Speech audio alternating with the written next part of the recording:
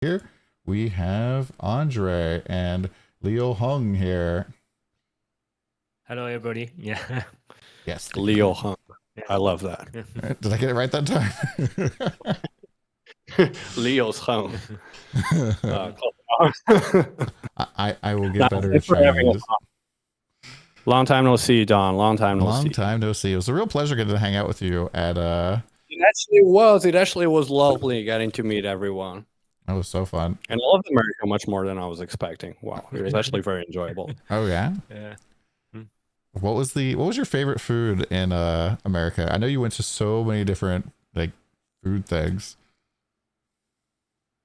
Okay, so like non-ironically, the one thing that left the most lasting impression on me was Cheesecake Factory, just because of like how obscene the portions were, and like I had no idea what I was getting myself into. Yeah, very interesting. Yeah, I mean, In-N-Out was lovely as well. I actually got an In-N-Out t-shirt, which, I obviously had to change for the live stream, but I was wearing for my first day back to the office. Loved it. That's awesome. Have you been to America at all? Yeah, I have been to attend the GDC Oh, in San Francisco. Yeah, maybe it's 5 years ago, and I think that's one GDC. Chris just gave some speech about how to run the Pacific Excel for forever. Yeah, I think not from that GDC speak. Yeah. oh, I think I saw that Chris Wilson talk as well. Yeah. So, what was your favorite food that you got to try out here? I'm from Chengdu. Yeah, yeah. Okay. So I like the spicy food, yeah, hot pot. Yeah. Oh yeah, Mhm. there's a lot of really good This is an spicy. interesting one. Like, there's a lot of jokes about Americans or like white Americans not being able to handle spicy food at all. But I went with like the Chinese staff to get wings there, and they were insane. I don't know if that's like Mexican influence or something like that, but we were dying. In LA, there's definitely a lot of like Mexican influence for a lot of the food. So I wouldn't Makes be surprised sense. to find some very, very spicy stuff.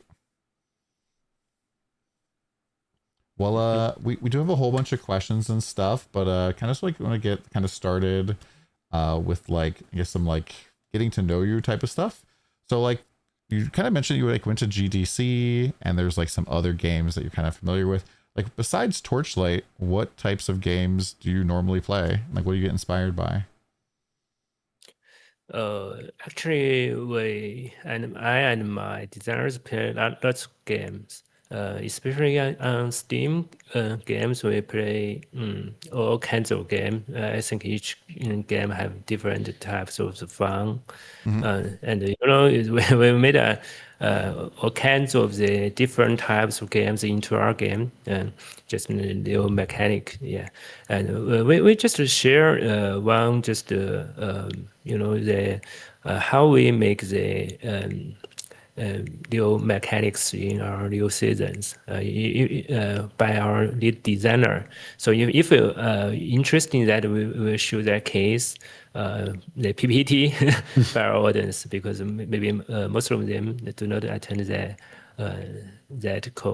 speech by our lead design. Okay. Yeah, like But first, sorry. Go. maybe give us a small talk about to introduce me because it's my first time appearing on YouTube. Thanks to DonTheCrown, I watch a lot of videos. You as genius guys made tons of videos about Torchlight and introduced our games. Yeah, it's a very hard game, and thanks for your contribution. And so is why I'm here. And I think it's very great to be here. It's the first time live stream, especially the English English, stream. Oh yeah. English. Yeah, and so I just I think I maybe not have the perfect answer for each question below, but I'm very happy to be here to chat with you, to chat with our players directly, especially I think to hear what the Western audience think about board game and their feedback. I think is very important because the culture is maybe different, but we Very different. yeah we want we Yeah, a make little our bit. game. Yeah. So I think you can help me to understand you and the different culture more, and we can do it better. I think we learn from a lot, and we really made huge mistakes because the culture we didn't familiar with. So we should learn from it and to make it better. But before we jump to the difficult questions, I don't want to be here with empty-handed. So I have two little surprise for you. Maybe you just watch the scenes in Shanghai's festival, but these two scenes we didn't show in the pre-review. So maybe I can show here. Yeah. Yeah. Oh yeah, we absolutely. have two here that weren't actually ready when we were packaging the season preview because the development build was actually not ready at the time. It's something that we have been hammering on about and about, which is like the need for more clarity in the game. So yeah, we've got two pretty cool things to show off here. So the first is this like Pact Spirit effect checker, and Ooh. Oh wow. yeah, and players, give us a lot of questions about which Pact Spirit is actually taking effect in where, how, especially like doing stuff like the Crow's Corner. Oh and yeah. whenever Super popular.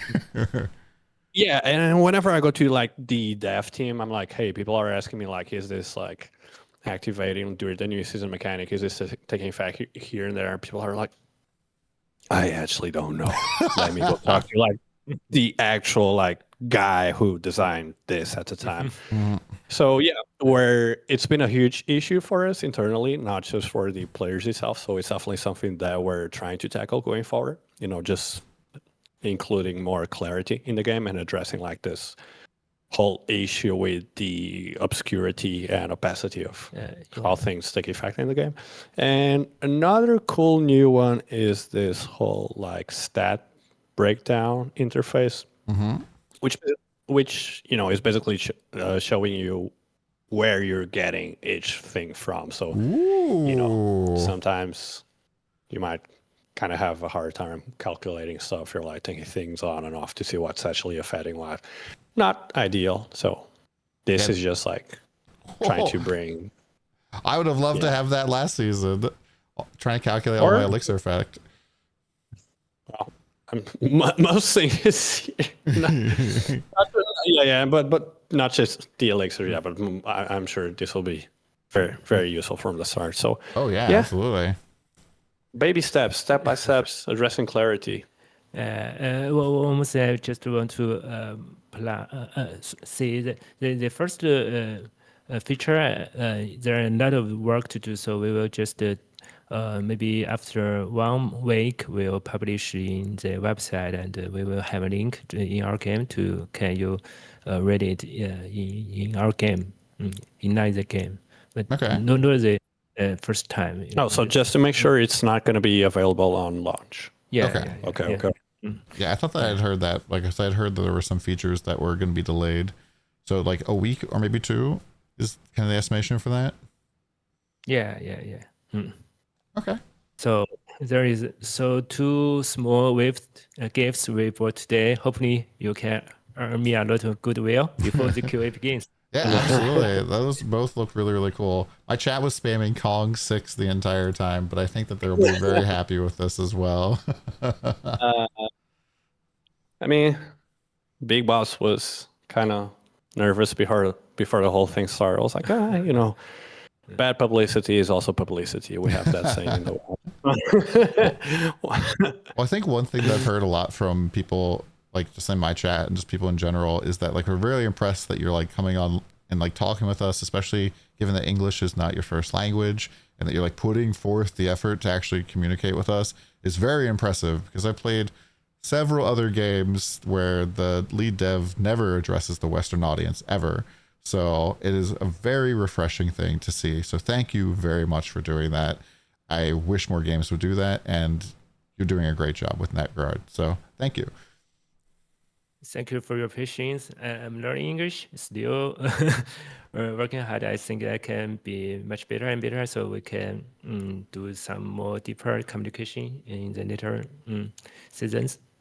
It's funny because we went to TorchCon LA, like we had this whole segment with Cute Dog, and one of the things he brought up was like, oh, I actually wish the actual development team could be more on camera for stuff like that, because, you know, maybe sometimes the community does feel a bit of a drift, or like, you know, you guys have me, but I do think it's of extra value to have the actual lead producer or lead devs to be on here, because like, it's one thing to have the Western community manager passing things on, but it's an actual thing to, you know, having the big boss here. Oh yeah, absolutely. Yeah, Andrew, I see both will be, you know, in China, how to say it's co-chain. Yeah. Oh yeah, he doesn't like being called big boss. Like, I call everyone big boss. Well, that's awesome. I think another thing I saw from the TorchCon in Shanghai is like you guys showed a whole bunch of the stats for the staff, like how much they actually play in the season, and just seeing that was like really awesome as well. Yeah. Liu Heng actually gets to deep space every season. Really? Yeah. Each my our core designers, that is basically things they write very hard. It's much smarter than me. Yeah. And they DonTheCrown, you can see the status about theirs. Yeah. I just want to show that, but I do not prepare that because it's a video cannot play here. Yeah, but maybe some is a picture I can show you. Just do some prepare and help Andrew. There is a cloud. Oh, the this one, word right. cloud. Yeah. Oh yeah, this is like, what do you call it? Like a brain map? Okay, Like yeah. storyboard of sorts that the team kind of puts together for every season, going into it of like what's going on right now, like what we need to address. Yeah. Each Bubble of them, shielding enemies are infuriating. I can agree with some of those. Yeah, there will be honestly. If our season bad, they will be angry, and you know, they will maybe is much harsh than players. They will say very disappointed things to let us to discuss and think about how to improve our game. So our game, I think it's all of our staffs just play our game and just think about how to make it better. Then we all of us to make the progress and to make our game can be better and to grow. Yes, from mistakes. I'm looking at the storyboard. This is actually very interesting. I mean, this was obviously a machine translated from the Chinese, but I'm curious, like, how do you guys get these comments? Is this like the top comments from Tap, or how does this come to be? It's by you know each our designer PR game. They will write the Okay, so it's like the design teams. Yeah, on, the on design thoughts. team. That's interesting. Yeah. So, design team is saying that Time Arcade sucks. That's interesting. Yeah, they mentioned it. I think when there was that big change between how the game was before Canvas League and now, like the way that Time Arc 8 is treated and like Profound is like just very different kind of breakpoint in the game. And for a lot of people, it's just like very difficult to kind of make the transition between the two kind of overall games, if that makes sense. I think it's probably good to address the pace of the upcoming season, because the upcoming season is also going to have some changes to the progression pace, right? And there are a lot of people. I think you mean the compass cannot, the real compass cannot be get in the time mark 8. Do you mean that? Yeah, No, just. Oh, sorry. Go on, Don. I mean, like, that's definitely one of my questions eventually, but like, just overall, like the progression curve. I know you guys are making a lot of changes this season, and like a lot of people are asking about the resonance, the compasses. Like, what's kind of the philosophy here of like, how do you see this like shaking out for the season? I think there is two parts. The first thing why we do not, the player can produce the real compass in time arcade. We just find each season, you will be very hard. You just be pushed into deep space. If you just late, the first one came into there, they can buy very cheap compass and earn a lot of money, and the item, the price will grows very fast. So you are very curious. You are very pushed to that. So we do not want that happen. We just want the price is more sustainable, and you are not hashed to push the game. So we just do this change, and in recent seasons we found we had a lot of the scenes in your game, but the speed is grow faster and faster. Maybe you will is too fast in that camp, because you just want to play this game for 3 months, but maybe your 3 days or 7 days you finish all of the parts you just wanted to play. That was basically Clockwork Ballet. Wow, 俱乐部. Oh yeah. It's So we just this we just want to be a part of the snow, the space, but we will watch this carefully. We do not want to not like the head sequence season. Just everybody is fat is quite slow and boring, and we just slow down, but not make the players can play well and do not feel it's too boring. This season is going to be a little bit slower, though, isn't it? It's hard to say because the economy. you sometimes you do one change, you're just like a butterfly. There are a lot of things happen. We cannot. We cannot. We cannot. Correctly. We cannot. Predict everything with accuracy. Sometimes even we just want to make it slower or faster, but sometimes things go totally different when the season goes live. There is a lot of, because you have sort of freedom. There is so many of the changes that compared in together. So it's interesting because we have multiple internal weekly meetings at the different departments, and then we have like this one big weekly meeting that's basically my team, so the publishing team, the development team. And it's interesting the first few weeks after the season goes live, because sometimes the devs come up with their report. It's like, oh, players like came up with this, and it's like kind of breaking the So there's definitely stuff that can't be accounted for during the development process, because we do have a QA team, but a QA team is never going to accrue as many work hours as thousands of players like. Yeah, that's very true. Is that something that we've seen in the last 2 seasons? It feels like we've gotten a lot of raw flame elementium from the season mechanic. Like specifically Lunaria, people were just tunneling Lunaria in their maps, and it seemed like we were just getting lots of flame elementium, and everything was just inflating like crazy. We weren't able to buy stuff, like things are super expensive. Is that something that like wasn't really intended? Actually, it's not. We just just one thing, but maybe something is not as we expect.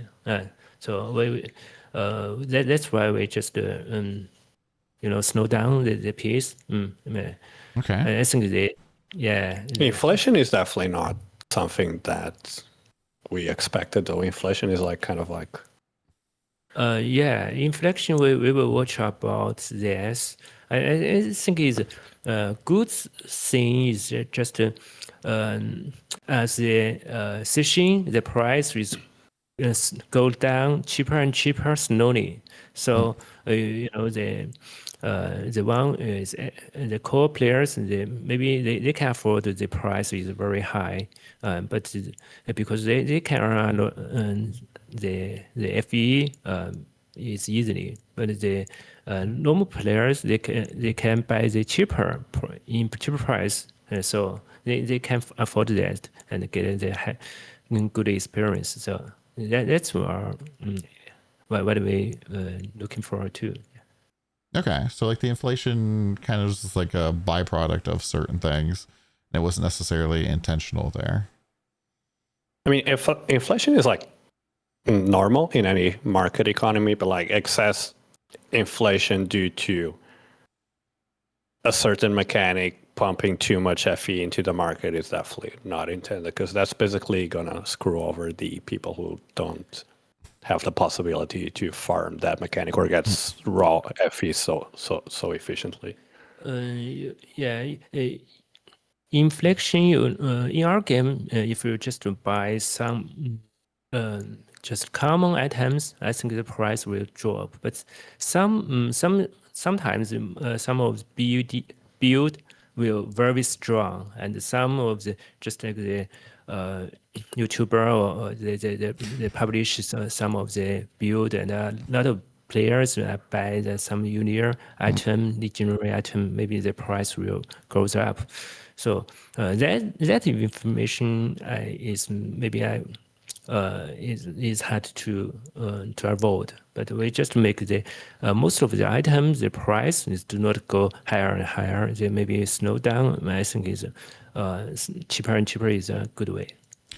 Just to elaborate here, internally we do try our best to make the economy feel like a true free market economy. We talk a lot about the invisible hand internally. So we do hope that it's for the majority free supply and demand system where, assuming that the supply is going up, the prices should be going down.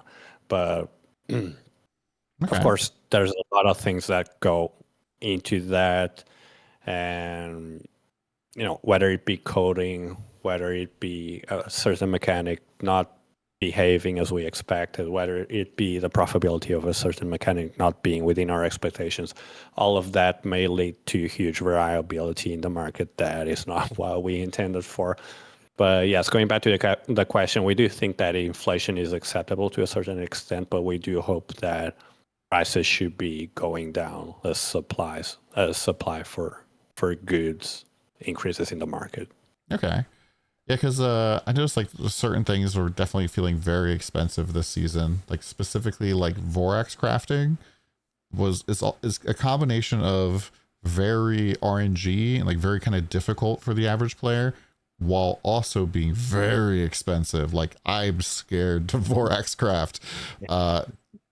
Is there any like hope that it'll be like maybe like less RNG or maybe like a little bit cheaper in the future? Because it just feels like some of those materials are impossible to get. Actually, maybe it won't in recent seasons. And let me explain what we think. Maybe it's not your wanted answer. In each season, we just limit the season. We just want the the new mechanic can cheap and a lot of player can experience, and in later seasons maybe it's will be limited. So our games can have the if all of the original mechanics and is also very cheap, and the players the DPS will just getting a rocket will fly a razor quickly.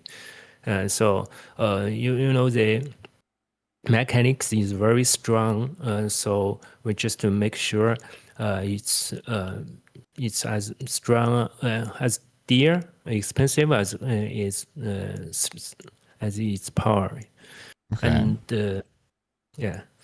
Well, I think one of the problems with Vorax specifically, with it being so complicated and expensive, is that new players, like especially brand new players, don't actually get to engage with the mechanic at all because it's so expensive and risky that they just have to buy a finished product from an experienced player. And so you basically have deleted Vorax crafting for most people. And then with mutagenic slurries being like 20,000 FE, only like certain people are going to be able to purchase those. So that whole mechanic is also kind of just removed from the game. Yes. Let me share what we thought about this. This mechanic, we just want to do some new things, so it's quite complex than more complex than before's mechanic, and so we don't want it so cheap. If it's so cheap, and everybody should play it, should to make it, you can earn it and you can learn it, and if you do not understand it, you cannot defeat the boss. You cannot enter maybe the deep space or U8 space. So we think maybe we can have this kind of the complex mechanic, but it's just for core players. If you do not know it, you can buy it. You can get some item and the power from the other mechanic and build system. Yeah, I think being more straightforward with that during the season preview actually helps. So for this one, I actually made sure to clarify when something is going to be a chase item. Okay. Or because to be perfectly honest, it is within our design expectations that some things are going to be inherently hard to craft or obtain. And I don't have the specific percentages for what the development team is expecting players to interact or have access to a certain mechanic or a certain item, but when we are being briefed about new seasonal development, sometimes the team is very clear that X, Y, and Z are going to be chase things. This is likely going to be expensive. And I think that makes sense in any RPG, but the extent of it, like how expensive is it? Do we consider 20k FE for this to be acceptable or not? That is the range which is open for discussion itself. Yeah. I mean, it totally makes sense that things are like super rare. It just feels like it was a little bit too super rare. And then especially now that we're having 20 sutures for eternity, it kind of makes me worried that the market is just going to get completely wiped out by guys who are like crafting at the tippity top end, and then normal players will not be able to engage with this mechanic because the sutures are just like 1,000 FE a pop or more at the pride this season. I will 100% expect gold sutures to be over 1,000 FE this season. Yeah, I think we will do that balancing. Yeah, just to make you know it's make fewer maybe fewer people to play. And we will just vote someone just using the craft to get a lot of the money FE. Yeah, that's not the way it's paid. If we find that problem, we will just think about how to solve that problem. You mean post-launch, like during the first week or two? or in the following season? Hello, post launch or what do you mean post launch？ 就是可能就是他提的这个问题，我们如果是去调整这个平衡的话，是赛季上先后的首周第2个礼拜这样子吗？还是再往后一个赛季？You know 说的是这个缝合打造嘛？一般是我们会we will watch the data and we will do some balance maybe if in the next season. Okay. Maybe in current season we do not do a lot of the economics. Yeah, balancing. That's just what I wanted to clear because it's usually going to be at least one season apart. Yeah, maybe if it's too expensive, we'll add some income, but we do not reduce as the I was just trying to make that clear because the whole way that we've been addressing balancing post-launch so far is that usually the only change that is made is that the new seasonal mechanic will get buffed a bit because we are usually very conservative with the new seasonal mechanic on launch because we don't like nerfing mechanics post-launch unless absolutely necessary, unless, the game is broken beyond. Yeah, but usually what we try to do is have a more conservative season launch and then buff the new seasonal mechanic if necessary. That's mistake we have just made in the S1, S2. We just correct each scene. Just it's not a design, expect it's bug, so we fix it. But the players react is horrible. So we just later we just learn from it. So it's not so big problem, or just let it go, and we just fix it for next season. Especially this bug is benefit the players. We do not fix that in conversion, especially it's so not unfair for other players, or this is will destroy the whole game. Yeah, I think that's one thing that you guys do pretty well is allowing builds, especially who are maybe not 100% not bugged, kind of like go unpatched for the season so that people can have their fun and then gets adjusted the next season.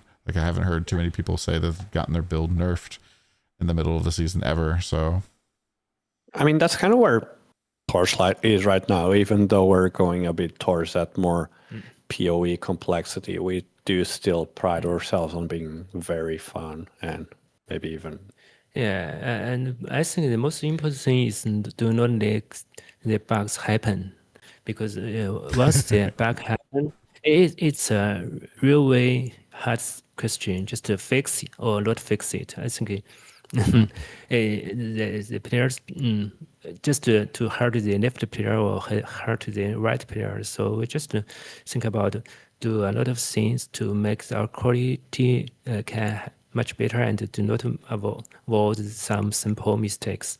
I think the community is going to love the just don't have bugs as a response there. That's like saying that other devs have a skill issue, which you guys have done really, really well these last several seasons of having some really smooth season starts with everything feeling good. So yeah, that's a fun answer there. I think we should improve our skills to avoid some simple stupid bugs. Some players do like botched launches, though, especially players who are asleep during the season launch. Yeah. And they're like, "Oh, Does this mean that we get battle crystals in the mail for servers being down? It's like, oh wow, I woke up to like all these pulls. Wow, great. Yeah, it's pretty nice. To kind of like maybe change gears a little bit, one of the things that I do a lot as a content creator is managing a loot filter, like season to season. And there's a lot of like little features that seem like they are like maybe like half done or like could be there. Specifically, like being able to pick your drop color and your map icon yourself, and being able to name rules, maybe be able to like copy paste rules from one filter to the other. Are these things that we could like maybe see in the future? Because I would love that. I think it's a good suggestion. Yeah, you can share what you saw from your audience. That feature is what we are very loving to do. We do that in 9 filters. It's just to want make the players can easy to use and can find their treasures. And so, if we have some. Your suggestion, I think we will do. Maybe we can finish it in the next season. Yeah, because I get a lot of flack because I made my flame elementium green, because the green tag is the only one that has a different icon on the map. So you can tell on the mini map that it's a flame elementium. Like, why is your flame elementium green? I'm like, it's because the icon, guys. It really is atrocious stuff. Another thing I did want to ask about was I just want to add something here that just to keep expectations in check. There are some things that are always going to be limited regarding the drop filters, and that's basically anything that involving crossplay with China, because the China server does have very strict regulations regarding a lot of things, content in general. So there will always exist some restrictions in place that wouldn't exist otherwise if we didn't have such crossplay between the two regions. But otherwise, I do think that as far as quality of life goes, it's definitely something worth doing. Yeah, but I think most of part of this can be done. Yeah, it's that is not well policy, well management. So we can just have a more communication about the detail how connect to your will, and we can make the design to put it in our game. There's also always another option, which is just when certain content is not allowed in China, we just we have the option on the global client called streamer mode. Oh yeah, which is safe for yeah.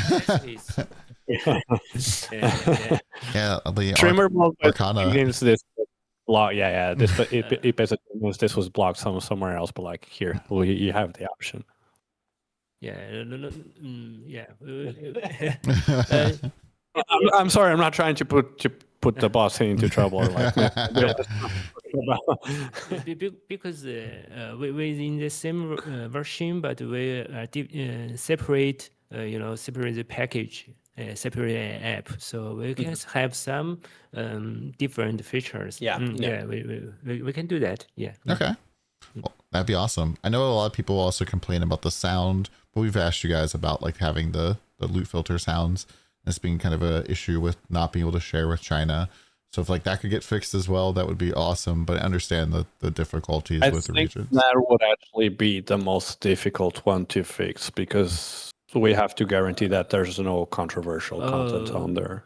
Yeah, if you just want the filter shared by Chinese, maybe I think it's not allowed it, because just like the YouTuber and some is you should be anyone can upload any voice. Yeah.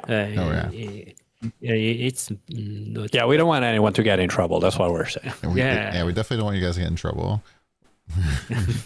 We're just trying to have some fun loot filters and enjoy the game. Just to clarify something, because I'm reading your comment section right now. Streamer mode is not a streamer client. Streamer mode is just in Arcana when we had to cover up, and exactly. We called it streamer mode because I've actually had a lot of streamer friends put on streamer mode accidentally, not knowing what it is. So it's like, this ruined it. This made it worse. I've like watched their stream and I'm like, so you're playing Arcana and I see you have streamer mode on. You might want to turn that off.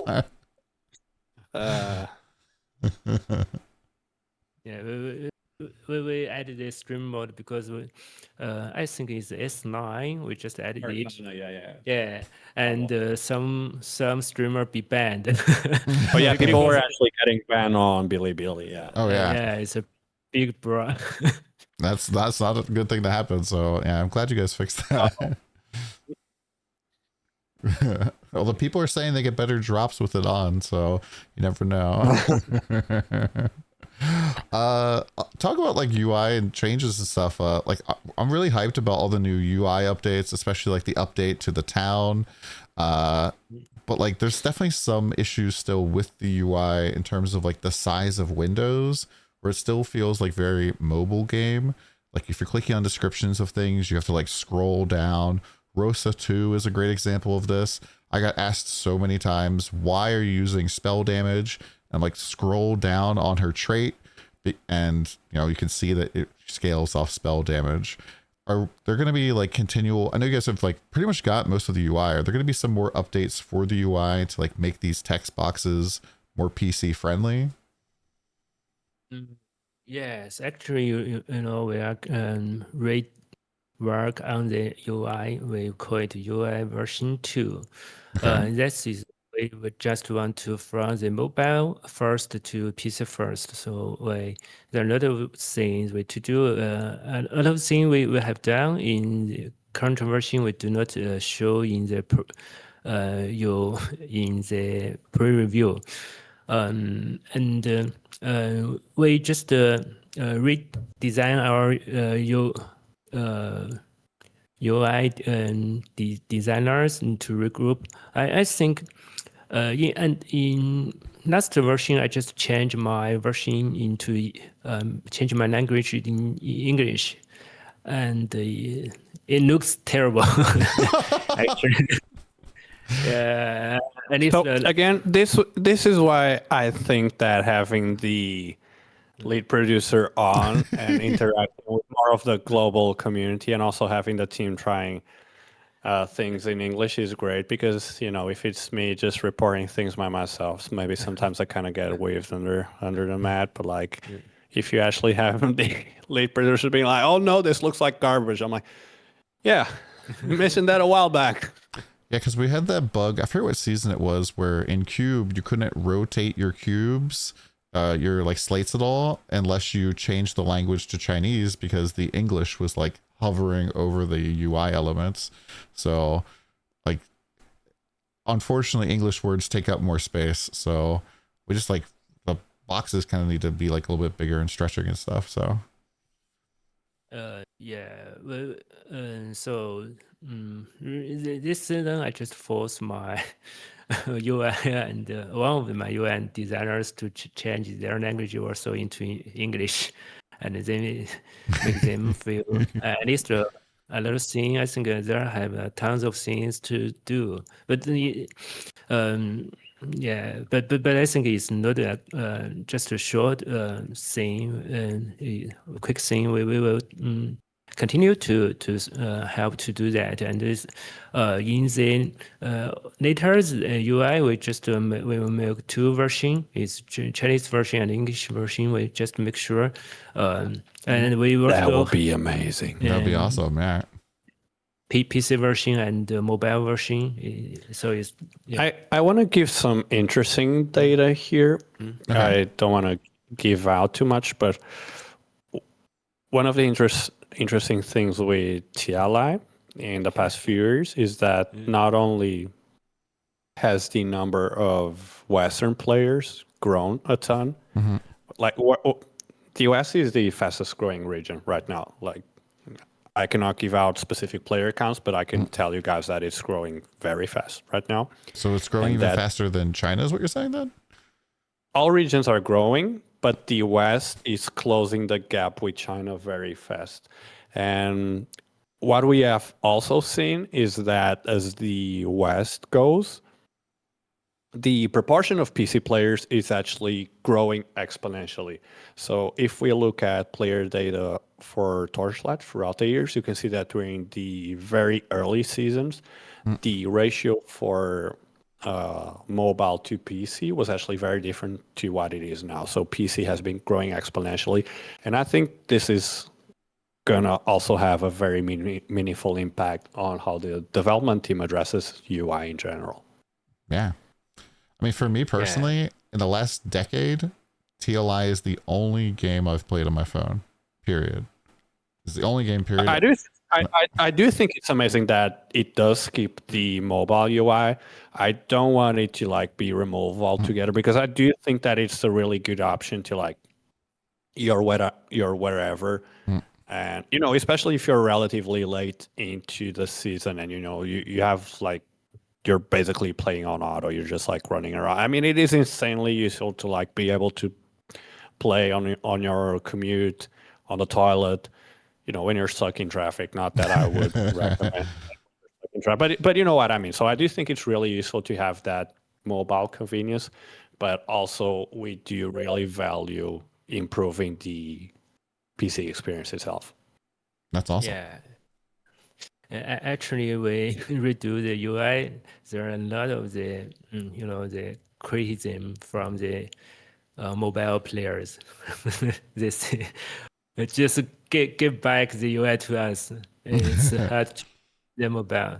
So for us, I think we should do the balance, and we should do more work. Some of UI just to do the two kinds of different version. One is for mobiles, and other one is for the PC. So we just should make both of the players can work through well. Yeah, I think there is now the road to go. I think we are on the road. Yeah. Okay. I kind of want to address something from chat, which kind of goes hand in hand. Someone's asking about consoles. This was actually brought up at TorchCon as well, and we basically don't have enough of a market demand for a console port right now. So that's the issue. That's the reason why it's kind of been put on hold. Also, we feel like the controller support is not there right now. So yeah, it's basically on pause right now. If the need for consoles, like the volume of requests for that does come up, then eventually we might start working on that, but not in our short-term plans. Yeah, but there is one thing that the controller, I just want to make some more thing to improve the controller's experience. In recent, maybe 5 or 6 season, I always use a controller, but I think most of the part is okay, but some of the UI, I will use the mouse. The mouse, yeah. At the same time, I just want to make some the most the UI you use the frequently varied to make it can be easily used by controller, and so I think the first step to the console. Yeah. Controller is a. I mean, I definitely use the controller all the time when playing TLI, but like the way that I kind of play is that I'm here, controller in hand. Oh, now I have to click this. Controller in hand, like this. Yeah.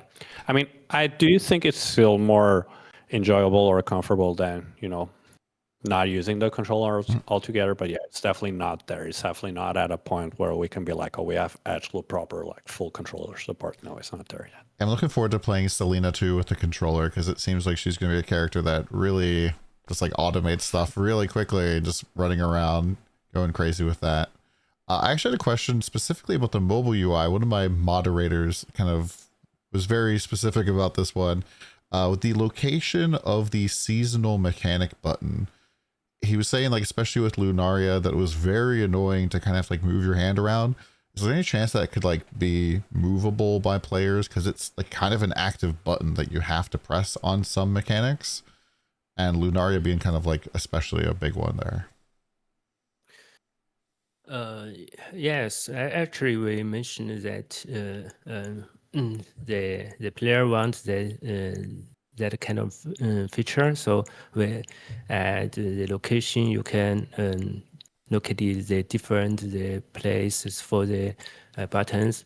But as the mechanics, there is a little problem because there are so many different mechanics, and they have different size and different place. So it's not easy to the mobile screen is very small, and it's all of the buttons have been in it. So it's not an easy way to solve it. So we will make it, but I think it's need to be improved slow. So we will just find some and get some have some discussion and to find some solution. Yeah.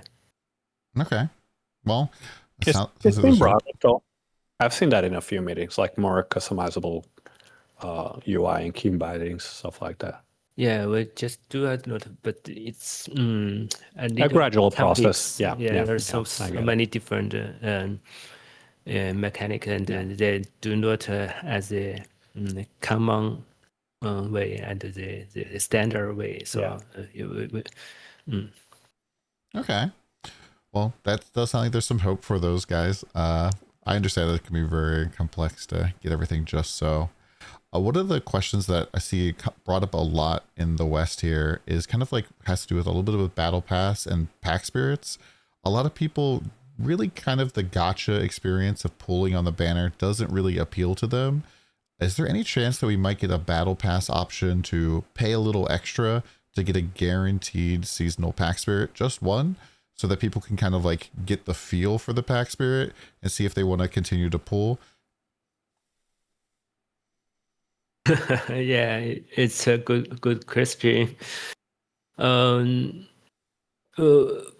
we will have some discussion to talk with my design team and my marketing team. Yeah, because it's commercial things, we should be thinking carefully. Yes. Yeah. Oh yeah. It's just like I especially. think It's just that especially in the West, the whole gotcha elements tend to be a little bit unappealing, especially for brand new players.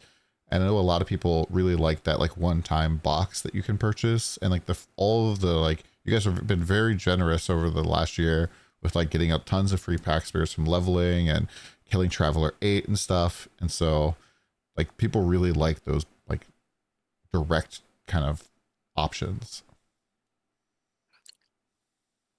Yeah, I think monetization is really something that we need to discuss very carefully before committing to anything live.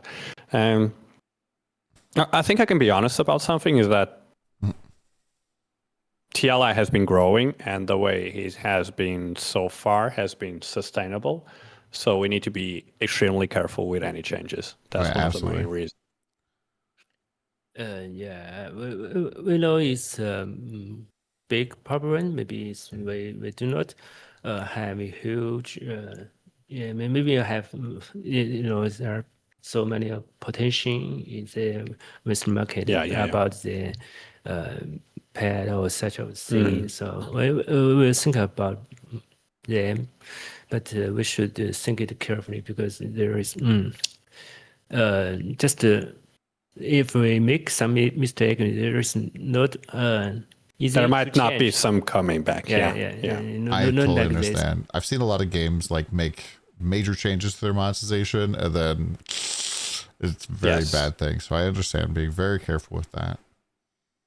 I mean, it's like Liu Heng was saying. Like we are fully aware that there is a huge market in the West that we haven't been able to captivate so far because the whole gacha system isn't so palatable to them, but at the same time, it's something that we have to be extremely careful about approaching because we can't be like, hey, we're going to do a full 180 on everything and take a huge gamble and maybe. Yeah. Here I just want to give thanks for, our fans. I look at a lot of the comments in YouTube or Twitch or Reddit. I see a lot of the people say, Torchlight even is a good game, even it has a gacha system. Yeah. And I think I think we should do just to put it maybe better, because a lot of people will say, oh. I don't know which is a good game, but I think it's a gacha game, so I don't play it. Yeah. That's definitely one of our biggest barriers to getting more people to try the game. Convincing, even partner streamers, stuff like that. Like as soon as they Google it and they're like, "Oh, this game has gacha," they're like, "No, no, no." And sometimes I have to get on like work calls with a certain streamer or creator, like go back and forth on email and be like, "Bro, just give it a couple hours. If you don't like it, it's done. We don't have to go forward with this." And then they're like, "You know what? I'll do it." Yeah. Like, "Oh, I actually like this. It's actually a good game. I actually like this." And then like, I'm not going to be naming any of these people, but there are creators in our roster or partner streamers or other people I like emailed years ago, and they're like, "No, absolutely not." And now they've been playing every single season since then. So we're aware that it's an area that it puts some people off, but I was definitely one of those people. Like I got to test the game like in early beta. I was like, checked it out, and I really did not like the gacha, so I didn't go and check it out. Funnily enough, my review got several of my moderators to play the game, and then those guys dragged me back in because they're always talking about it having so much fun and saying how fun the game is, even with the gacha. And one of my moderators is 100% free to play. He has tons of pack spirits. He's been like blasting for a long time, and he's having a good time every season. I'm like, fine, I'll check it out. And ever since, here I am. I've been absolutely loving the game. And so even though the monetization is not perfect, I think the game is incredibly fun and is definitely worthwhile still checking out. Even if it's just like seeing all of the quality of life that you guys have and all of the like features in the game. Like I love not having to pick up all the loot by clicking on it. Like just that alone, if you could like make that a global ARPG thing. Can you imagine not doing that? Oh my gosh. Like my hand aches anytime I play like any other ARPG, and I just love how easy and fun and like focus on like having like the action. One of the reasons I stopped playing other titles for so long was because I actually got like really bad carpal tunnel. Yeah. And so like TLI's was so much fun for me, and I really love how when I exit the map, the next thing I can do is just start another map, and I'm not having to go to a vendor and identify everything and then stash everything and then get my next map out of the box or something. It's just go for like hours on end, and I'm just having so much fun. Yeah. It is really just so addicting. So we do pride ourselves on being fun, and we do go all in on some of the stuff. Like we do go all in on some of the fan service stuff like that. Like it is what it is. We're proud of it. We like watching the player. We like watching the entire community have fun with stuff. I don't mind being the clown sometimes, as long as everyone is having a good time. Yeah, that's what matters.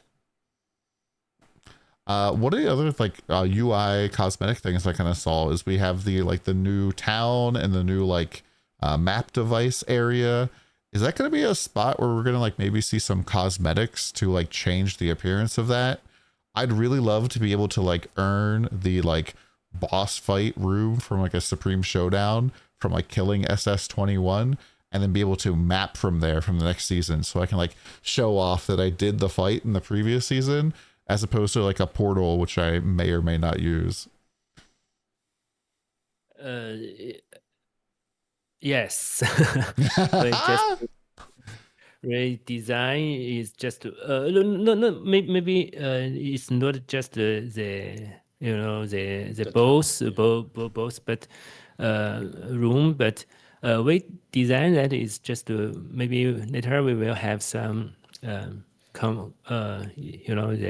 you can edit it and you can just make it as your own, but it's need a lot of the art. It's much longer than just to make one new character. So it's in our plan, but it's not comes as soon.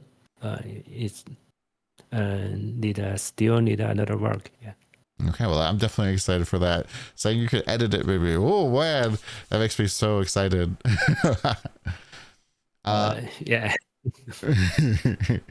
I know that there's. Sorry, go. So I see it's a little work. Oh yeah. So maybe very quick. Yeah. I totally understand that could take a while, but that'd be really cool if you guys could do that. One of the things that we've noticed is that TLI takes like a lot of inspiration from other games and other genres, and then somehow you guys like do it way better. So I'm very excited to see what you do with like hideouts. So it'll be pretty cool. One of the things that we're kind of seeing though with this upcoming season is that like it looks very much like an escort mission, which is generally tends to be slow. Is it actually going to be slow at like end game, or is the like the cart going to go very fast when you are very fast? It will be much quicker in the deep space. But in this mechanics, it do not need you move very fast.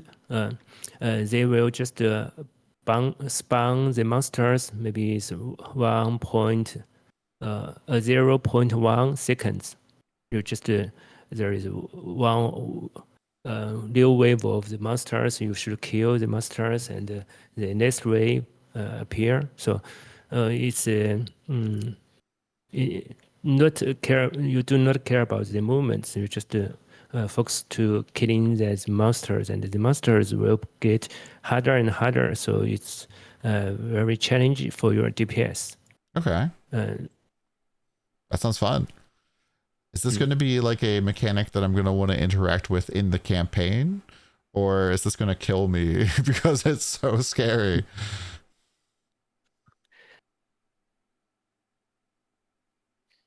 就是他的意思是，他玩那个主线的时候，嗯，有必要玩这个玩法吗？ Actually, the core gamers, we do not recommend you play the scene because the output is is not opinions. Yeah. So we just a lot of players just replay our games in recent days. We just want to be faster and faster and to test how long they can finish the episode. Yeah, and to reach the time mark 7. Yeah. It's just as an aside, I don't know. It's kind of an interesting one because we only ever get campaign questions from the Western side of things. Really? Yeah. I don't know. Maybe China side of things is so fast that like the campaign is just not even a concern. Yeah, I remember you also brought some questions related to the campaign up in the LA event, like related to treasure troves, or like them not being as balance between heroes, and like basically the reply that we got from the dev team was like, huh. Never heard that. Yeah, because some of the, like Theo 3, for example, was mind blowing at how good her treasure trove legendaries are. Like people are killing Traveler 7 with full treasure trove gear, and then you have guys like Rayhan who get nothing almost, who just feels pretty bad. I think Rosa 2 gets a 2-handed sword at one point, but you're a dual wielder, so you can't even use it with your normal skill. So it just feels very lopsided at times. Sage's like whole treasure troves felt very strange too, because everybody knew we were going to play Tangle, but it was all spell burst gear, so you kind of had it for a short period of time. But yeah, just to confirm, the new seasonal mechanic is not going to be that profitable in the campaign. Yeah, you just say that we will just review that, and in each season our designers will pick the random heroes and to test, and they will give the report, and they will say this vehicle is strong, and we will do some balancing for that. Yeah. Okay. We just will watch that if it's so weak. Maybe we will add some rare item in it. Well, it's probably pretty difficult to balance all the heroes because we have so many now, like 26, 27 now. Like, do you have since you've been playing the game for like so long, like, do you have like favorite hero, like that you enjoy playing on your own personal time? Actually, I usually play the new heroes You because there is, the new hero the, is much more interesting stuff, and I just want to experience a bit. And also, most of the player will play that in the new seasons, so we just I don't. hear it. I play the new Transmog skin always. So that means you're playing Rayhan this season then, I guess. It's actually, I mean, the old one, like the first Rehana skin, has been my favorite for ages. Absolutely love. Nice. Yeah. I mean, I don't even think I was My only playing. complaint is that I wish they make the model larger. Like I'm like, no, she's supposed to be a giantess. Like she should be taking half of the map. That's my only concern. But yeah, otherwise. So you want like the giant person running around. Yes. Okay. I wasn't expecting that, but speaking of like the new character, like Selena 2 has this like new hero trait passive tree thing, and we've noticed like probably in the last year, like almost every single hero kind of has a new hero trait thing. Like Sage has her second page, Bing 2 had like multiple options. Are we're gonna like see more like unique things moving forward, or is this like new tree system going to be a little bit more standard? Yeah, we just want our heroes can have more freedom and that can have more possibilities. So we do, you mentioned just to rework the hero trait and remake the hero. And I think the tree is a good way so you can have the more freedom. You can pick any three of eight or nodes you just want to be used. Yeah, maybe we can be used it in the future heroes until we find some much more interesting things. Yeah, because with the current system, like to give an example, like Rosa 2, it kind of felt like you had a mana stacker side and a non-mana stacker side. But with Selena 2, I've already like had 5 different unique setups. So it does feel like you have a lot more options, a lot more flexibility. You can be like, do I want automation in my build, or am I going to be okay without it? So I'm pretty excited to mess around with the system, and I'm very excited to maybe see more of that in the future. Yes, that's our expect. I do want to talk a little bit about Canvas and Mistville, because both of these mechanics feel like right now a lot of people aren't really playing these maybe like as intended. So in Canvas, people are basically just looking for a treasure chest. If they don't get it, they scrap the run, and then they roll again until they find a treasure chest, and then they run right to it and they pop it. Because that's pretty much the best way to actually get skill drops. And even with people like being very sweaty about this, they still don't get a lot of drops really at all. Is there a way that we could potentially like, I don't know, like make Canvas good once more? Because I want to be able to farm it again.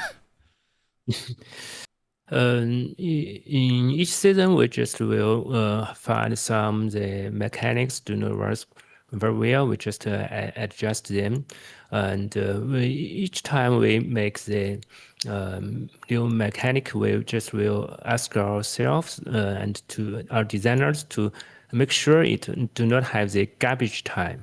Just as you, if you do not find the treasure, you will just through the map and do a new map. I think that's what we mean, the garbage time.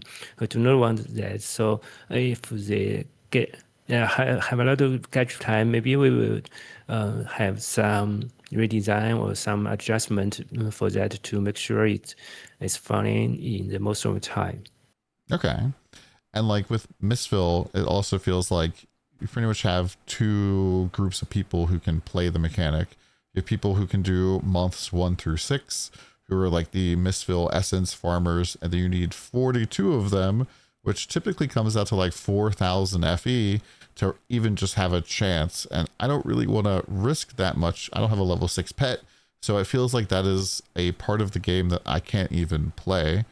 And this kind of has led to like a lot of the automation being horrendously expensive. Like I think I paid probably 30,000 total FE for my 3 automations on my Sage. So is there any like chance to like maybe make Mistville have some options to earn some of these top end automation tools a little bit earlier on? We will watch this. I think that we just want each mechanic you can play it, even you do not have the level 6 pad. You can play it. So we will just look at the data, and if there is any, just as you see, there is most of the people have the 6 part pets can play the game. Maybe we will do some adjustment, I think. Yeah, but you maybe we cannot do all the things in next season. We will find the problems, and we will just do some discussion and to do some improvement. Because I feel like, I forget which patch it was. There was a patch basically where all of the out of map mechanics kind of got a pass. So like Eterna kind of got nerfed, Mistville got nerfed, Canvas got nerfed, and then we had like a slew of in-map mechanics. And since then, like the out-of-map mechanics have felt like they have fallen very far behind, unless you are one of these people that have a level 6 pet and you can farm at the super highest deep space tier. So like I just really love to kind of see some of these alternative options available again, because it was really fun for me. I'm like addicted to Mistville. I can like play it for hours on end, but when I look at my like FE at the end of the day and it's very small, it makes me feel sad for having fun, which does feel bad. And another mechanic that I think a lot of people will like really enjoyed was like probably my first real season was Dream. And like you guys have removed Dream Talking this season, and a lot of people are like, but that was the only reason to farm Dream. Is there gonna be Flame Elementium in Dream again? Are there cards? What are the rewards? Why should I not absolutely trade in all of my Dream pets tomorrow?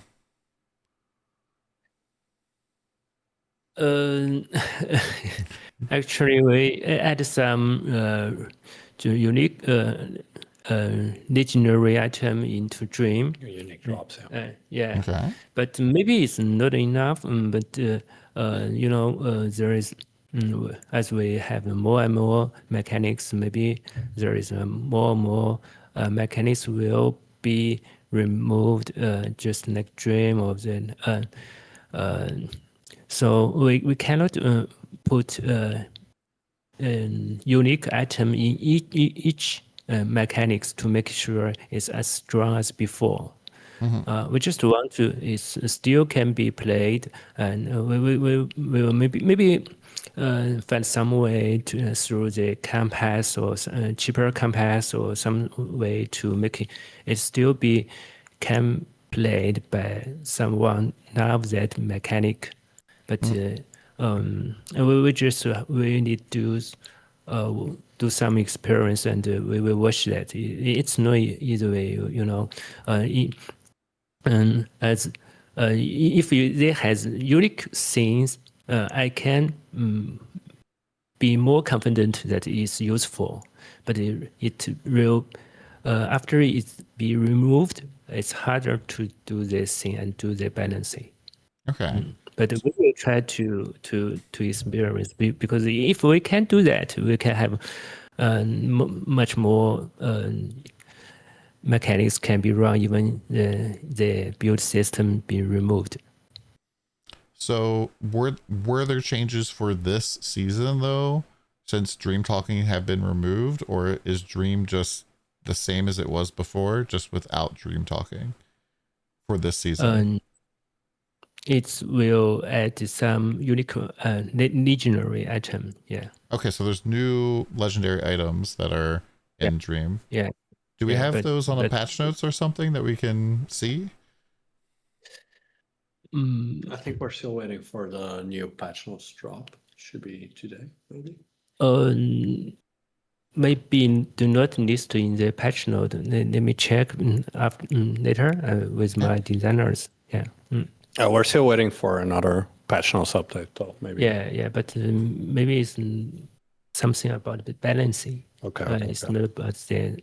Because I know for me personally, I've been recommending people to pick the dream pet for a long time, and I've been getting a lot of questions about whether or not they should be trading in their pet. So it'd be really nice to know that like Dream is still in a good place.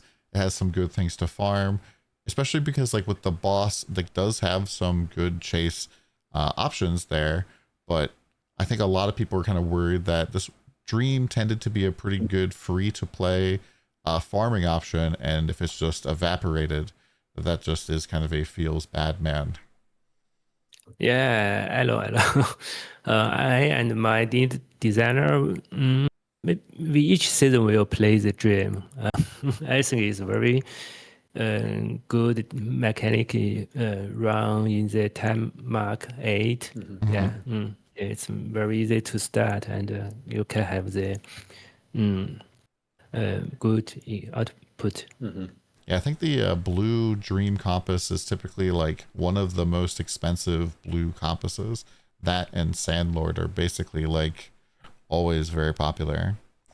One other kind of question I had is about the new box that we've been getting at the start of the season with the 2 activation mediums. The with like the low life one and when you start and stop. I've had a lot of brand new players like just open this right away and just pick something, and they end up picking not the one that they necessarily wanted, and this leads to a lot of issues where people are like, I picked the wrong one, how do I get the other one now? Can we just get both of these so there's no like new player trap? And also, can we make these boxes available so that you can claim them on standard, solo, self-found, and then eventually hardcore when those game modes open up? Because it does feel kind of bad if you're like, I used my box in standard, I would love it in hardcore, and it just doesn't cross over like that. The first question, I think, maybe choice is part of the, the gameplay. But if you, we can do something just to make sure you double check, you choose the one you just expect. We just at first give one options, and there is 2 options, but we do not expect we add more and more. So there is, it's it's something need to be produced by the mechanic. We just more and more just came out that will reduce the gameplay of that kind of the mechanic. That's the first thing. And the second thing, I think maybe we can add it in the SSF mode, but in expert mode, that's expert. I think they need some challenge to be as an expert. So maybe we think it. Expert is hardcore, by the way. Okay. Yeah. They call it expert in Chinese. That's the only reason. Okay, that makes sense. Yeah, it's just that like, especially for brand new players they feel like they have to like be following a build guide. When they find out that there's something that they can't get at all, like they're like, I can't get this support.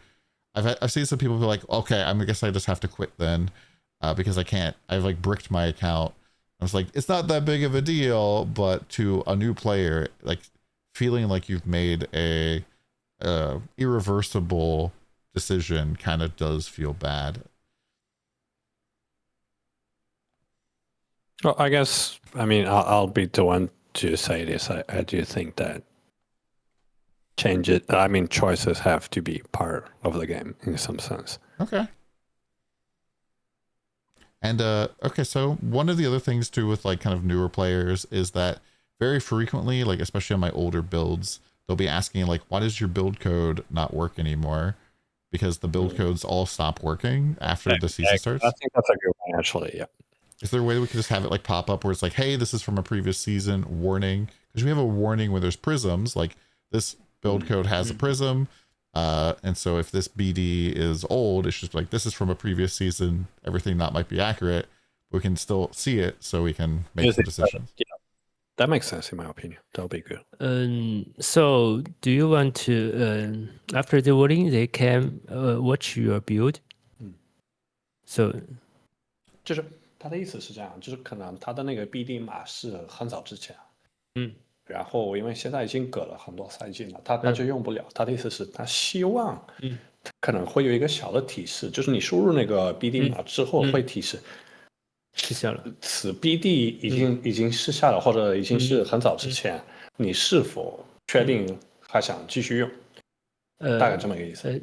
所以还是能用是吗？对，还是能用。他希望有这个提示之后还是能用的。So it's very hard thing. It's by technologically, you know, if you use the old, well, each season will change a lot. Something is be removed, something is replaced by new things. So and the UI just redesign a lot. So it's very easily you open your old code and there are a lot of the bugs. And because there is a lot of the old build code. So we will, if we just make sure each code can works, do not have bugs, there is tons of works to do QA and for the developers. So it's not an easy way to see. Maybe, but it's not an easy way. We can use something to transfer your old code to the new code, to the new one. Maybe that can be used, but it's need a lot of work to do. So it's not an easy thing. Okay, well that makes sense. I was just something that like I would hope maybe would work because we have a lot of questions about that. Another thing kind of like for new player focused is that I see a lot of players who in their first 24 hours, they can't really use the auction house. Is there potential that like maybe like getting the battle pass or something like that would bypass the auction house lockout so that like the people who are like doing bad stuff with like bots or something can't interact with the auction house, but legitimate players who are like, you know, buying the battle pass are able to actually play the game to its full extent as opposed to being locked out. And so you mean he cannot use the auction house by the first 24 hours by unlimited? Yeah, if you make a brand new account, like let's say you're a brand new player who wants to check out the upcoming season, you make your account on launch day, you can't use the auction house for 24 hours, and it just feels really bad, like you're way behind by the time you like can actually get access. 他的意思是因为现在有这么一个限制，就是新账号首24小时是无法用这个交易所嘛。然后他想知道能不能通过比如说买个 BP 之类的就跳过去这个限制。I think BP can boost this. I think we can do that. And here we see why we do not, why we add the limited, because you know there is a lot of the robots, robots. And when they need the factory, they build a lot of the boats. They produce the FE and they transform them. So we add some limit. But if we have some more ways, just as we can tell who is bots, who is not, I think we can remove the limited. Okay, yeah, that would be absolutely great, because there really are a bunch of people who, like, the game is growing a lot, and they're like, oh, I didn't know that I need to make an account like yesterday and like play the game in order to actually like buy everything. And like I was doing a free to play run myself with like brand new account, and I couldn't use the auction house because I made the account a long time ago, but I thought I didn't know I actually had to like log in and kind of play. So I was a little bit shocked by that. I do see a couple questions in chat here that have been kind of spamming at me. And like one of the things that we kind of noticed with the passive tree changes is that you removed a lot of like plus channel and plus spell burst max cap from the passive tree. Can we kind of like talk about like why some of these changes were made?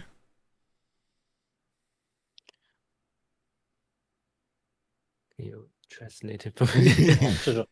这种为什么这一次天赋点就是有这么大的调整，就是英雄的天赋有这么大的调整。You mean the new heroes skill tree change a lot? Is that your question? More about like elementalists. You have like a +1 channeling stack cap. That's gone. That's gone now. Also like +1 spell burst is also gone on the passive tree. Which seems like a pretty big deal for a lot of builds. Like what was the kind of why did that happen basically? This I should find. Well, maybe have more details with more designers. I think it's a balance things. We just some of them is because of the we just want to limit the something in the same time because that will make the DPS drop a lot. It costs too much of the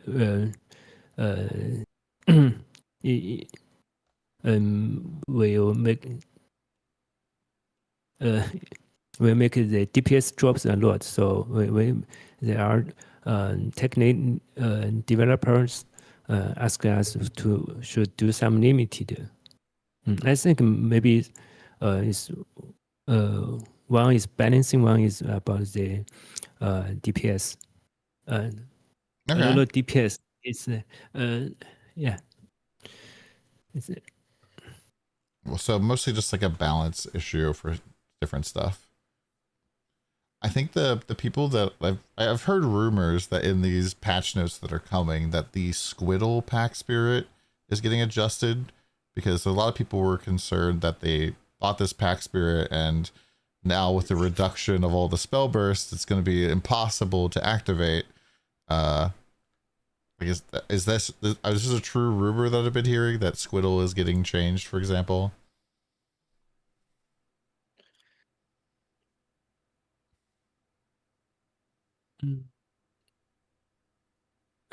Sorry, I just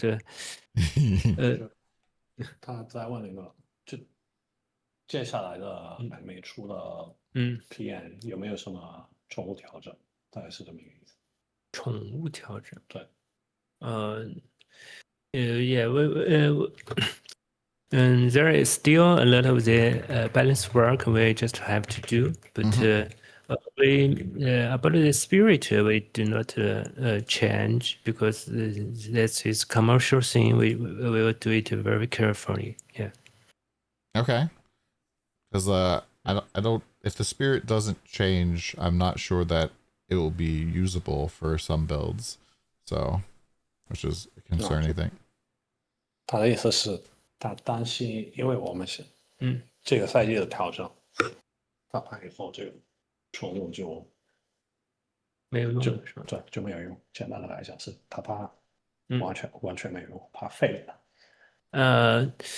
We just each season we will do a lot of change, and we just make sure it's balancing. Each mechanics can be used. Someone we will strengthen them. Someone we will reduce them. So if it's not can use be this season, maybe I think the next season maybe we will be make it useful. Okay. Well, looking forward to seeing the patch notes. Hopefully they can shed some light on the situation for us. I know we had some like additional questions specifically about like all of the characters that are coming down the line and the Torchlight brand itself, because I know you guys recently have acquired all of the IP for that, and I know that you talked about previously that you're like looking forward to like maybe doing some collabs with some different brands. Is there anything you like might want to tease us about like what might be coming down the pike for that? Like what types of collaborations we could expect there? Yes, actually, we will plan to do some IP, yes, cooperation, and it's just also very famous ARPG, yeah. And it's our first time to do the IP cooperate. So we just want to make some, just it like more Torchlight. It's not just like the some more deep mechanics can be with that IP. Yeah, I think maybe we will find it in the next year. Yeah. Yeah, Okay. I just to pop in here. Obviously, we can't disclose too much at this point in time, but several other IPs have been brought up and are under discussions. And all I can say is that some of them are very interesting. Mm-hmm. Players would love it. I can say that some of them are things that players would love as skins or hero models. Oh yeah. That's all I can say right now. Yeah, but the main reason behind the long timeline is that there's a lot that goes behind these like trademark collabs.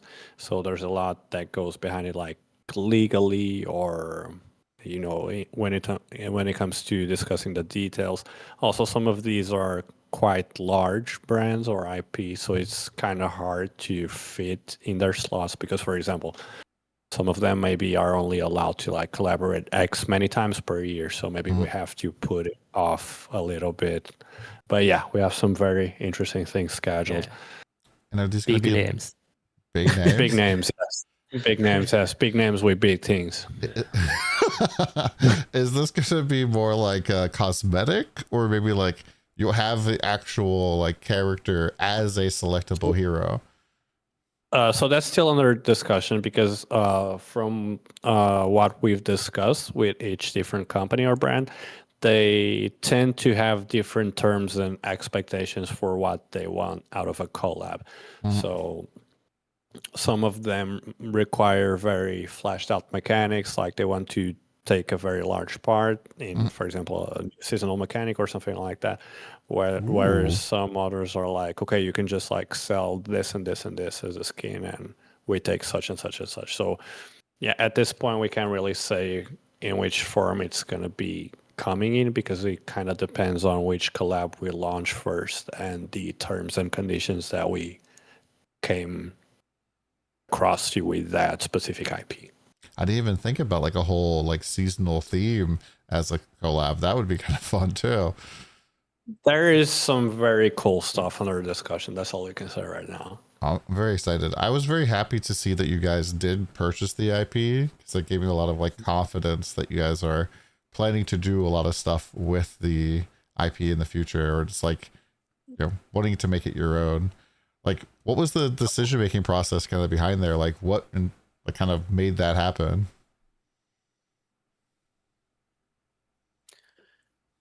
Sorry, I'm just laughing. You're laughing at chat. No, I'm just laughing so hard because I haven't was looking at speak so much English for one day. No, I can take that question. I was just reading the chat. It was actually Gundre. Oh, Gundre. That's hilarious. No. People are gonna love it. Sorry to get back to the question. Like, sorry, you were asking why we decided to buy the IP. Well, there's many reasons for it. First of all, it's just stability. Like straight up front, when you own something, it's like owning your own place. You're not renting an apartment. Like you own this thing. Like You know, like you're not at the will of someone. Like you don't have to be concerned and restricted regarding this and that. So, for example, one of the reasons we can actually do these IP collabs right now is because we own this. Like, straightforward. We can do what we want with the brand. It also allows us to have more long-term plans for the game itself, because you're not conditional to someone else leasing the name or title to you. So when you own the full thing yourself, it means you can plan very long term in advance.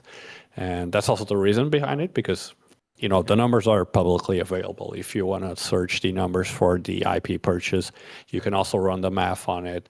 That, you know, it means that we do intend to be in operations for many years to come. So that's why we decided to make such a large investment. And yeah, basically it just gives us a lot more stability and at the same time creativity, because, you know, we basically become our own bosses. Yeah, that's awesome. Yeah, well, basically it's a long-term things, and just as Andrew said, if you rent a house, if you love it, you want to buy it.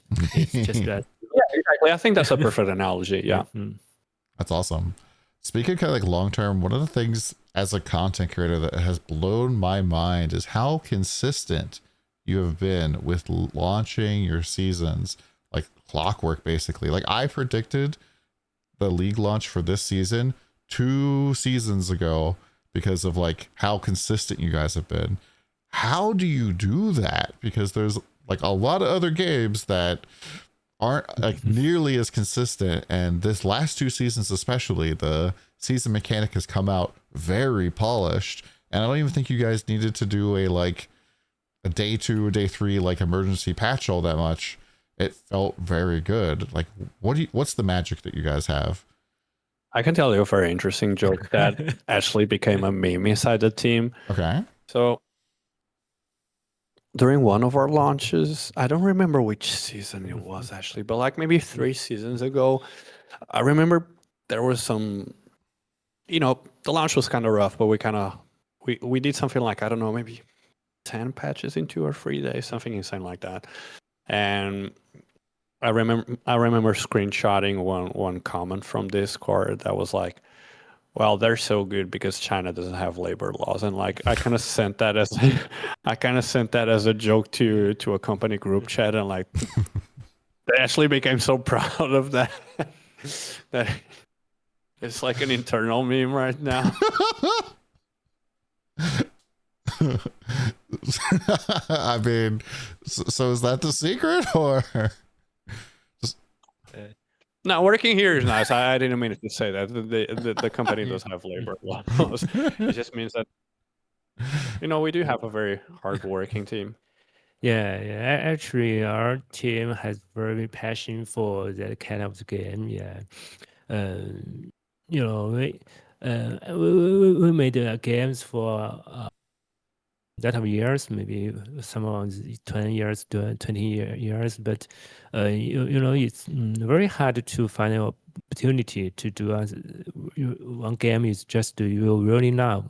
It's I just made the mobile game, the web game. We have lots of game, but some game is just too commercial size. You just for marketing. This game we just a lot of, and we find a lot of the designers really love that kind of game. Yeah, play thousands of hours to play this game. So we just have very passion, and we just as our players know what we should to be changed and what we should be improved, and we will ask for challenge our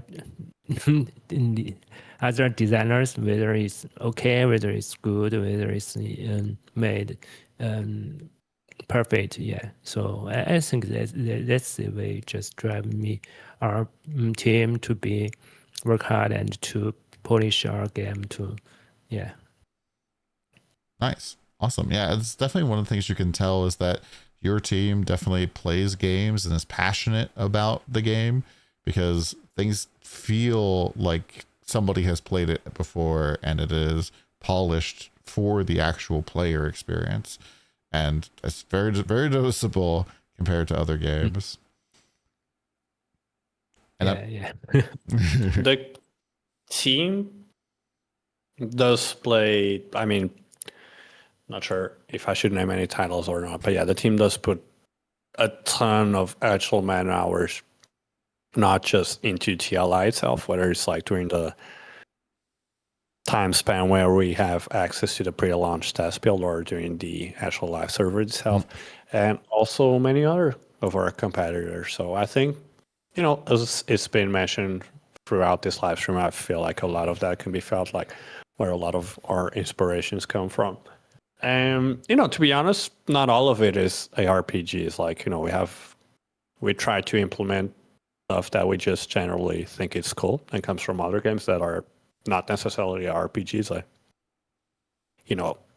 roguelite elements, stuff like that. Like basically anything that the team is playing as of recently, and they can convince someone else, like, hey, this is cool. Can we do this? This would be really cool inside the game. And that's kind of how things have been going so far. Yeah. I was really surprised to see like the card game of Vorax and like how fun it was. I wish that I could just buy the Vorax progression so I could just sit there playing the card game and blowing monsters up over and over again, because I really just like a lot of the side mini games you guys have. Like Mistville, like I said before, is very fun. Canvas, very fun. City of Eterna, you guys do a good job with these side game modes, and I think that that's one of the things that's like a really hidden jewel of the game, is the fact that you do have more than just mapping. There's many different ways to kind of play the game. The analogy that I hear the dev team use most often is Disneyland. Like, they like to think of the game as being a theme park, and you just kind of choose which rides you want to go on. So, of course, you're always going to be limited in some extent, because, not everything is going to play perfectly to the current meta. Not everything is going to be as profitable at every single point in a game. So even if a mechanic is good, it might not be good until Deep Space or something like that. But we do like to have that possibility to, just let players have fun. Like, I don't think you have to be min-maxing at all times. You just mentioned the Vorax. Do you want to? I can share how we make this gameplay, because we are lead designer. Just to share that case. Yeah, absolutely. Andrew can help me to play that PPT. I'm not sure if I can bring this up on OBS. Give me a second here. Yeah, I mean, the Vorax, the whole like card game thing was very, very fun for me. And it's like min-maxing the score as much as possible, and especially sharing screenshots with my friends of how much total like activity we have with each other, and just trying to like one up each other as much as possible was very fun.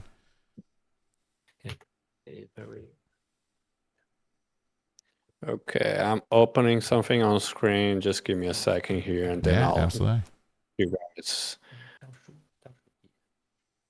倒数第几？对，72是吧？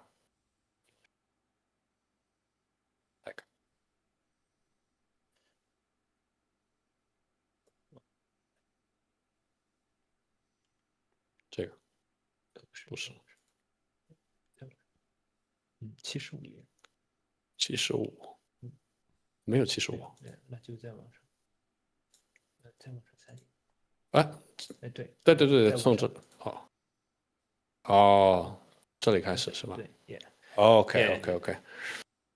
Okay, let me just add a new thingamajiggy here. Okay. On OBS, let me pull up a screen recording. Ooh. Okay, can you guys see me now? It is a little bit. There we go. Now it's centered. Yeah, it looks great. Okay. Yeah, can you say this is the first demo? Yeah, it's ugly. Just to make that game, just to make sure we use cards to build the monster, and yeah, it's the first demo. And there we just do the second demo, and we design the groups. Each monster have a totally different design. It's very interesting, but we just try play it. It's very tired, and it's not match our game's piece.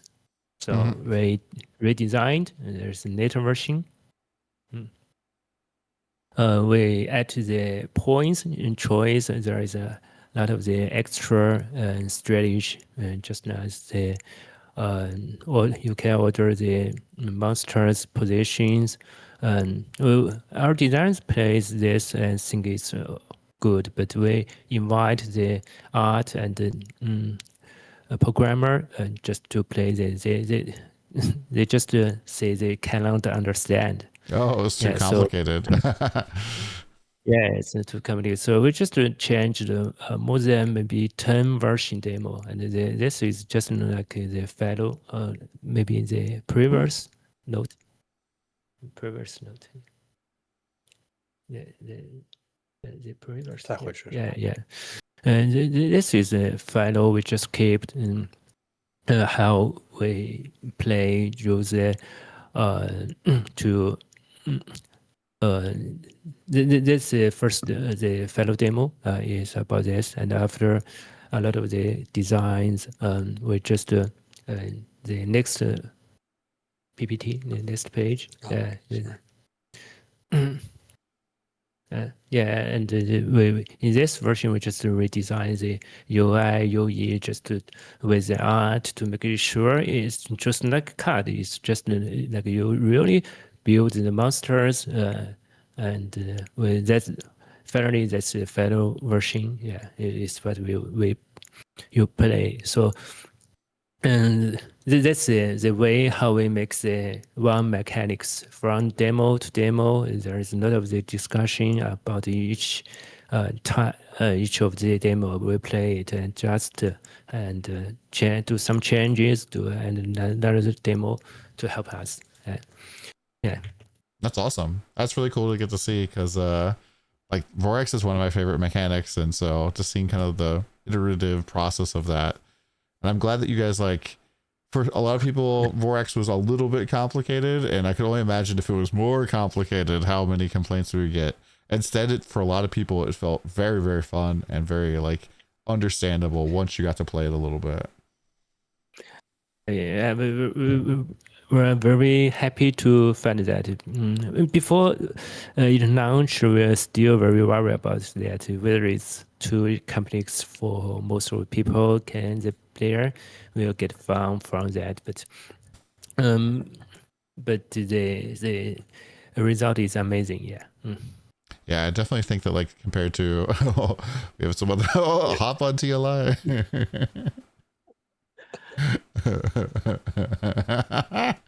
I think for a lot of people, like, compared to like Canvas or Mistville, that Vorax was not too complicated. Oops, Andre showing his screen there, man. Yeah. Well, I know that we don't have necessarily too much more time, but I noticed that there's like this cool Erica statue that you guys have on the table. I'm sure there's a lot of people who are like potentially interested in obtaining something like this, or maybe just like a merch or something, like an Erica hoodie with like some cat ears or something popping up. And I love the t-shirts. Like, I'm looking forward to wearing mine on League Start. Is there any chance we could like see some like merch or collectibles or other stuff? It's been discussed. So one of the reasons that it wasn't really made available, at scale in the past is that our player base was so scattered that we had many concerns about the logistics of actually selling and shipping stuff. And we've been kind of testing the waters more laterally. So via events, basically. So for example, our to date largest logistics operation was actually shipping the gold notes for the events.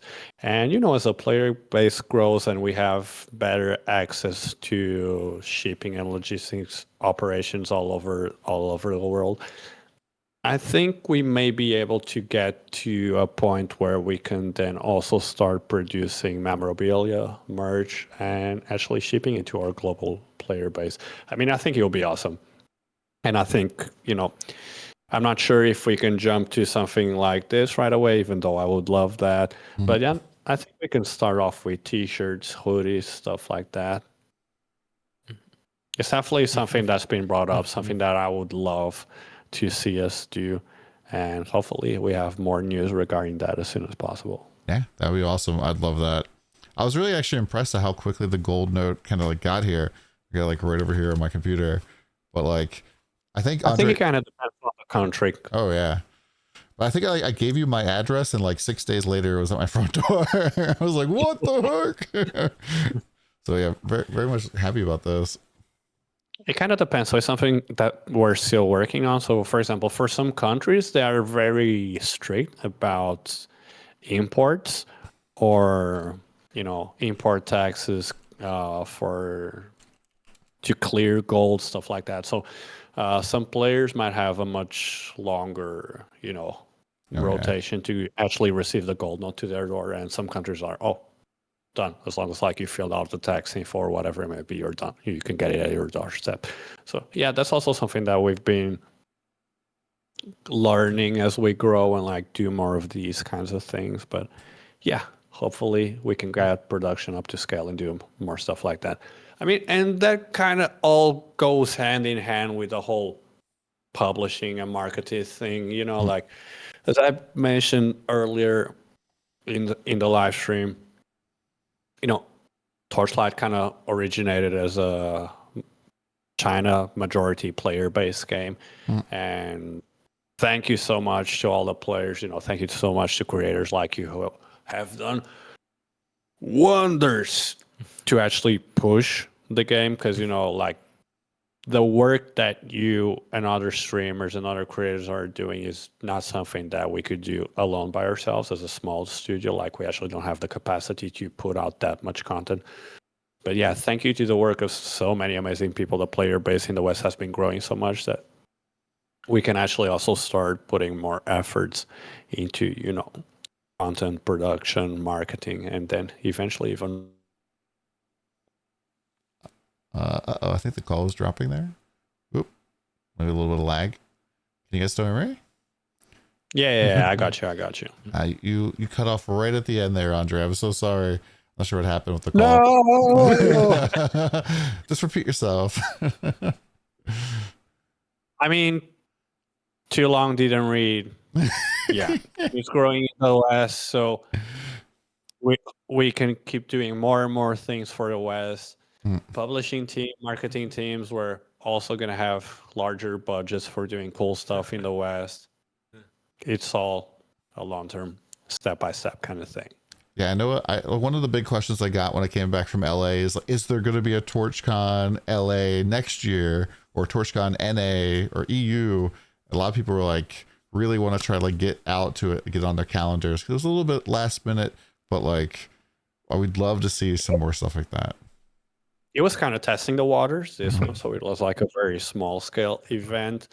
It was also a test to see, how our logistics can work, how many people can get to the event, what kind of support we need to get down on the ground for the event to be feasible so far from home. But I think it was a very positive first sign. It fully met our expectations. There's definitely a lot of stuff that needs to be improved going forward, but that's just part of hosting our first event. And we're definitely going to do more. Whether the next event is going to be a full-scale TorchCon or not, that needs to be discussed. I think realistically, our second event is probably not going to be a full-scale TorchCon. I think we're going to scale it up somewhere to how the Korea events are being held right now. So in case players don't know, we've been holding these like Torchlight events in several different cities, but the only full-blown TorchCon has only ever been held in Shanghai. And then we have kind of like a small to mid-scale one in Korea, Seoul. And then we had this very small meetup in Shanghai. And I think going forward, maybe we can scale up the North America event to like the size of Korea.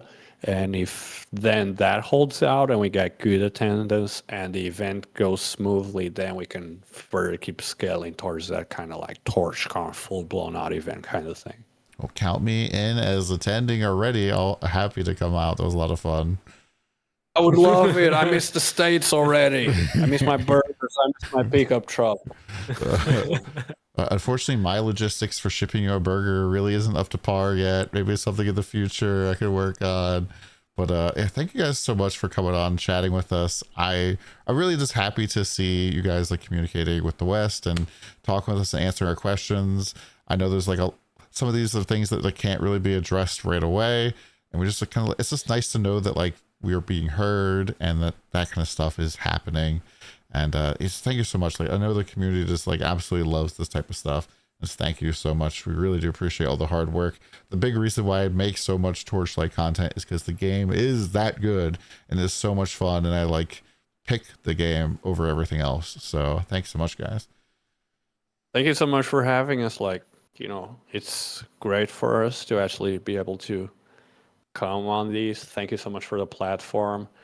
And we're still kind of green at this, still kind of shy and nervous about every time we do live streams.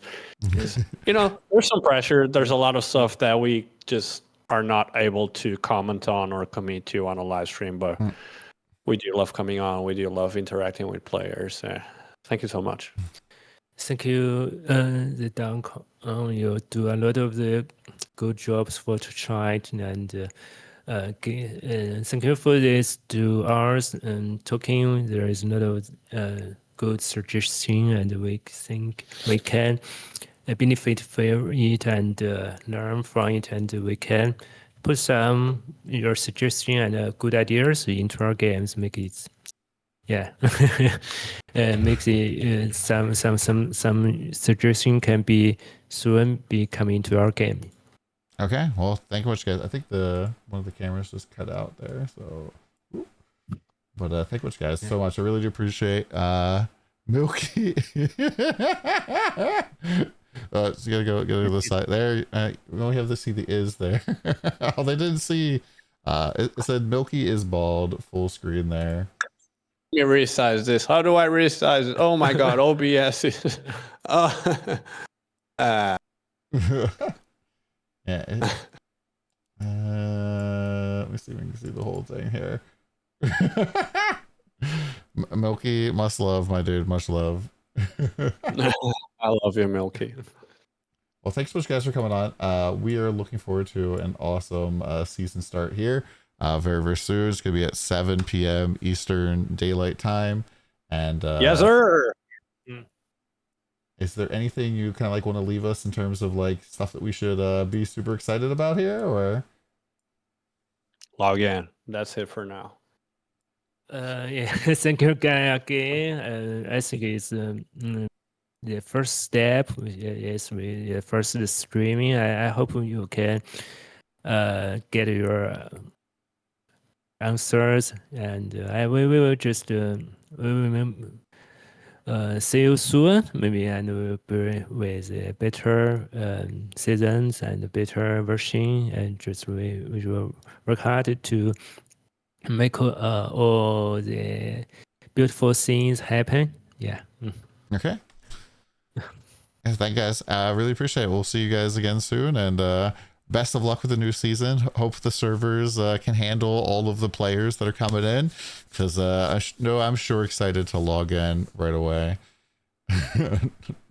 Very excited as well. Things are looking quite interesting, actually, from the organic numbers we've seen preseason. So let's see. That's hopefully new records. Well, thank you very much, guys. Hope you have a good rest of your day. Thanks so much for coming on. I do appreciate you. Thank you so much, Tom. Thank you so much, everyone. Thank you, everybody. Yeah. Bye. Bye. Yeah. See you. See you soon. Well, there we go, guys. There we go. Oh my lord. You had to give your pet C6. You do it every season. TLI continues to grow. Oh my gosh, that was so cool.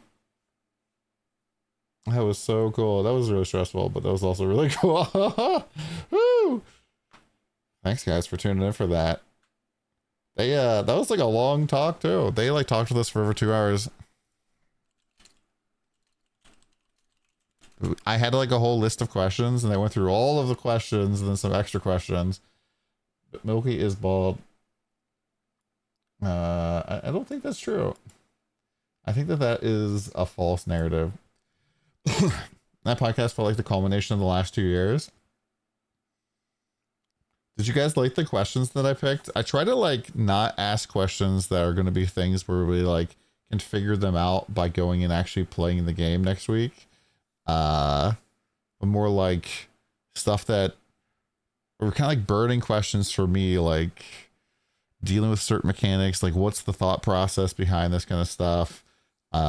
Did you guys like the overlay? Like I hand built this whole thing last night, so good job pressing the vortex crafting.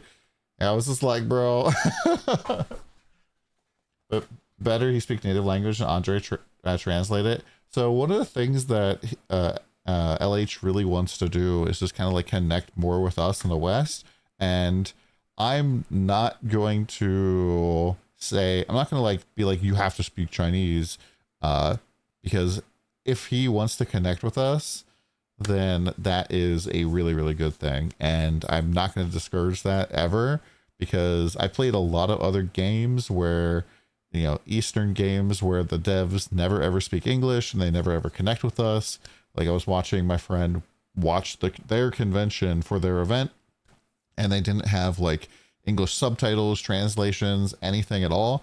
And so the fact that he's like willing to like kind of like come to us and speak in English is just like a really awesome, it's like a huge blessing for us as a community. And yeah, just very thankful for that, because it does make it a lot easier. I really just appreciate that.